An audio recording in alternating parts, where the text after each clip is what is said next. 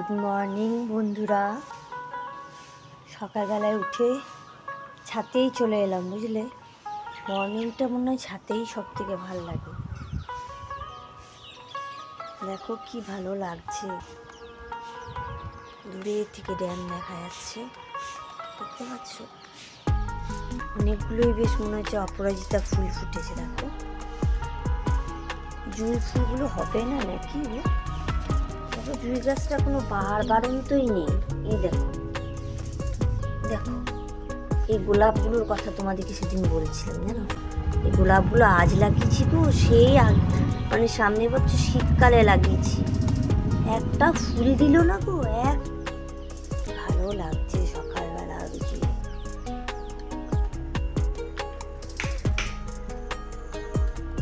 ভদ্দুর অন্ধকার, চলো কাজ আরম্ভ করি। হয়ে যাবে, চলুন। আজকে আমার হাজবেন্ডকে একটু চিড়িয়ে দেবো, চিড়িয়ে আর আম মেখে দেবো। চিড়িয়ে আম খেয়ে যাবে, সেই আর কি।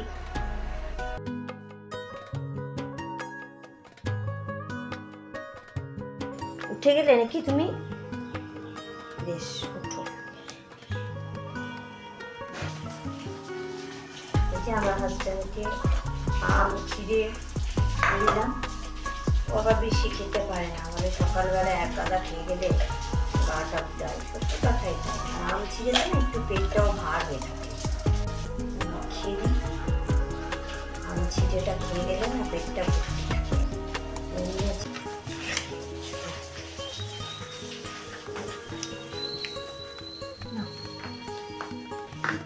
দেখো চিনিটা ঠিক আছে কিনা। আছে চিনি ঠিক। চা খাবে না তো? চা বাতাবে, চাটা হোক। এখন চাটা হলেও একটু রান্নাটা বাগিয়ে নিয়ে বসে বসে চা। তখন জলটা পড়ে যাচ্ছে, দেখুন, দেখবে। এই দেখুন,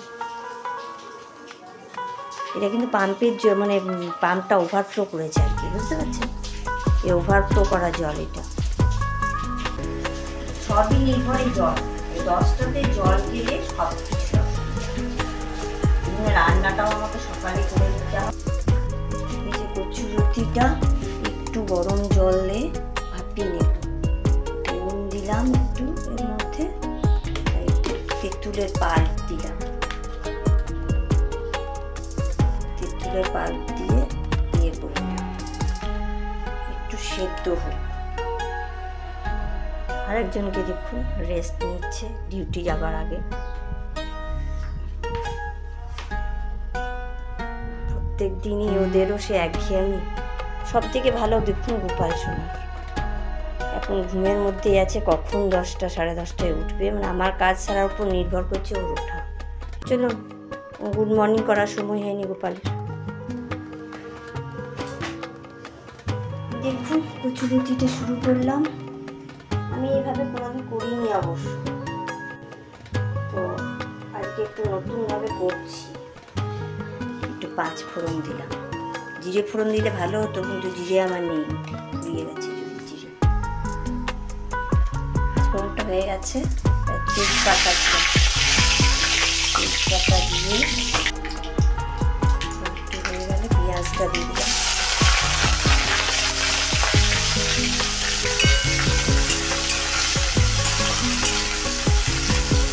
পেঁয়াজটা একটু মজে গেছে। তখন আমি তো ফার্স্ট করছি, জানি না ভাই কেমন হবে খেতে। আসলে আমার না সর্ষে বাটাটা খুব একটা শ্যুট করছে না এই বর্ষাকাল হলে। বিকেল দিক হলেই পেট ভার থাকছে। সর্ষে বাটা রসুন আর আদা দিলাম, একটু ধনে গুঁড়ি, একটু জিরে গুঁড়ি। আশেপাশে টিকটিকি গাদা হয়েছে। জিরে গুঁড়ি, হলুদ, একটু জল দিলাম।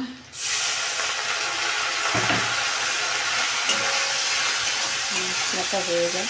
আলুগুলো যে কেটেছি, আলুগুলো কেটে জল দিইনি।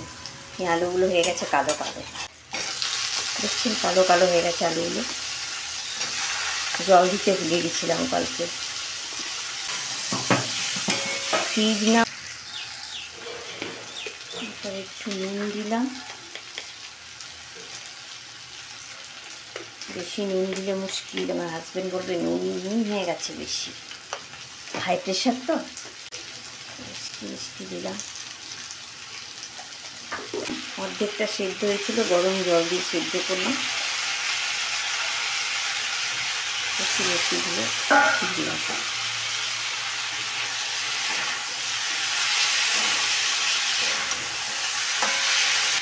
একটু তেঁতুলের পাল্প দিলাম, টক টক হবে। জল দিলাম, এইটুকুই জল দিলাম।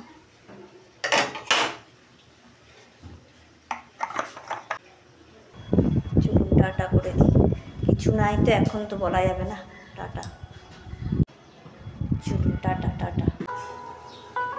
দেখলাম কচুলতির পাশে কিছু কোয়াগারটা কতগুলো পটল শুকনো হচ্ছে, ওটা দিয়ে কিছু হবে না। যে গ্রাইন্ডারে নিয়ে নিলাম, এর মধ্যে আটা দিলাম, লঙ্কা দিলাম, একটু গ্রাইন্ড করে নিই, খেয়ে দারুণ লাগে।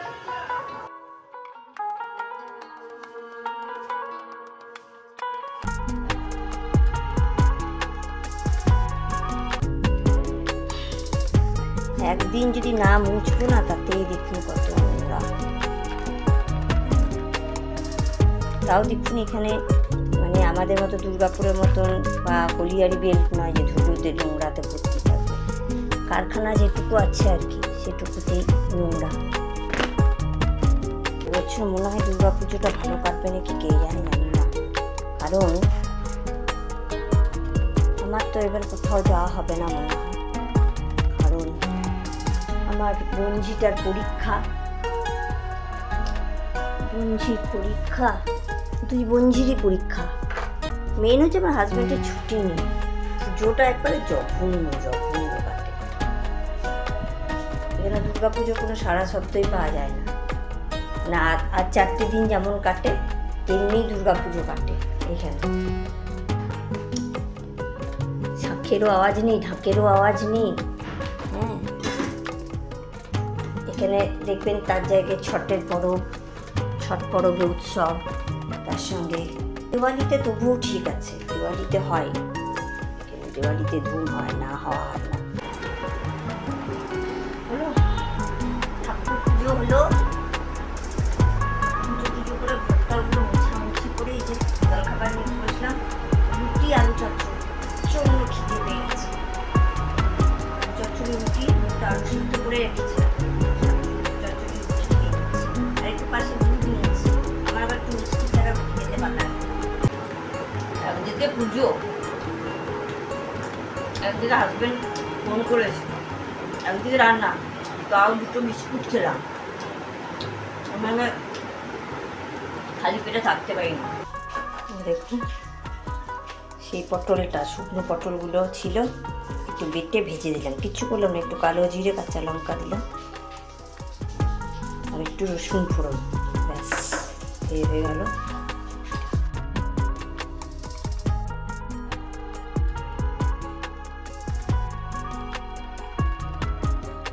এর মতো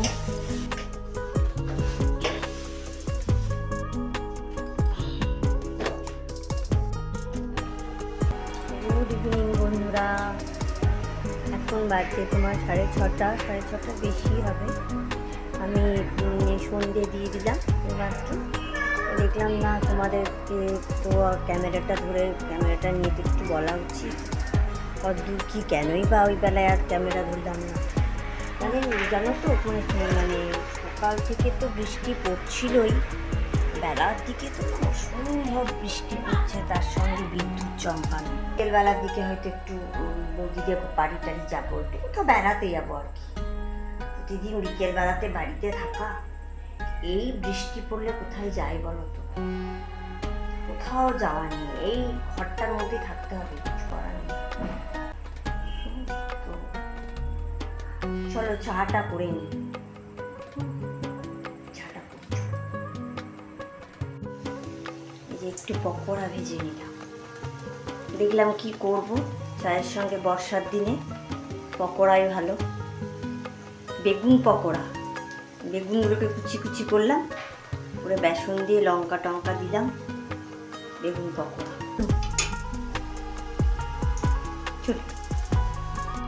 চলুন বন্ধুরা, চা হয়ে গেছে।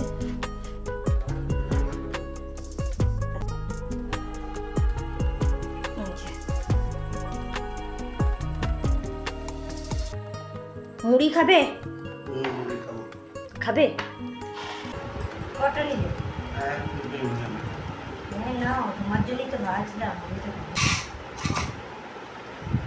ওই জন্যই তো করলাম যে বাইরের জিনিসের থেকে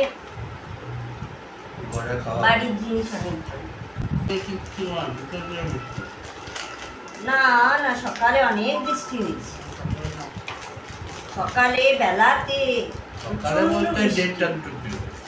12টা 12:30 প্রচন্ড বৃষ্টি। তুমি বৃষ্টি দেবে না তো? পকোড়াগুলো দেখেছি, এই যে আমার জন্য রইল 3টে। ঠিক আছে, চলুন বন্ধুরা, খাই আমরা। আজকে ভিডিওটা আমি এখানেই শেষ করলাম। টাটা। গেট খুলে দেবে, গেট খুলে ইয়ে করেন না। তো এই তো অবস্থা, সে যবে খুলবে খানিক গরিব মানুষের গ্রাম ভেসে যাবে। গরিব মানুষদের নিয়ে তো চিন্তা। শেষ কথা, টাটা।